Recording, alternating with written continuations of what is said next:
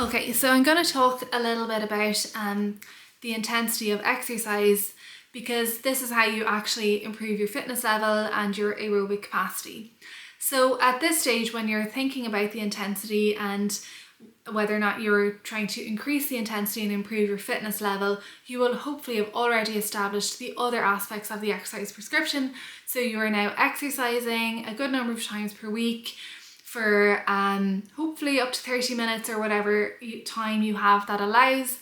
And hopefully you are engaging in an exercise that you enjoy. So now you're beginning to think about the intensity and the fitness and getting fitter. So that's what I'm going to talk about now. So the intensity essentially refers to how hard the exercise is for you. So that would mean like how fast your heart is beating or how breathless you are. And when it comes to the intensity, various training zones have been described, and that helps people establish which intensity they are exercising at. So you can calculate what is called your maximum heart rate by taking 220 and subtracting your age, and that will give you a rough estimate.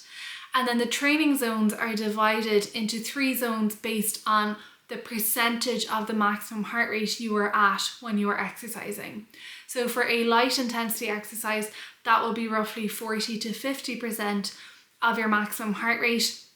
Moderate intensity would be 50 to 70%, and then vigorous would be over 70% up to about 85% of your maximum heart rate.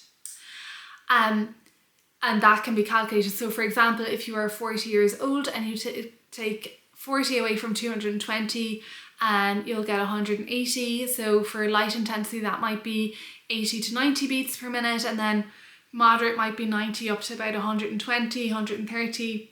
Then above that, you're looking at more vigorous intensity exercise. Now, you don't have to use your heart rate to determine what training zone you're in, and if you're on a medication such as a beta blocker, then calculating the training zone based on your heart rate becomes a little bit more complicated. So alternatively, you can use what's called the rating of perceived exertion. So this is a rating that goes from 6 to 20. 6 on the scale is at rest and 20 on the scale is all out exercise.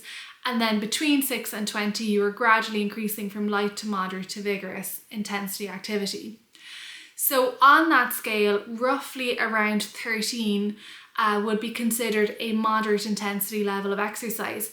And just to put this into a more practical context, this is the stage of exercise where you can just about say a sentence and you're beginning to get out of breath.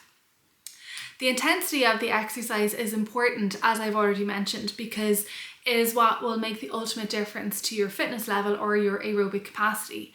And this is because it applies one of the principles of exercise, which is the principle of overload. And this just means that every time you are exercising, you should be putting a little bit of extra stress on your system. And then over time, as you continually exercise and continually put a little bit of extra stress on your system, you'll find that you can withstand more stress. This will then translate into a greater aerobic capacity and a greater fitness level, and you will essentially have a system that can withstand a lot more stress. And when I say stress, I'm not just referring to emotional. This could be physical, it could be trauma, it could be infection, it could be any kind of illness. And you will just be better placed to respond to that type of stress.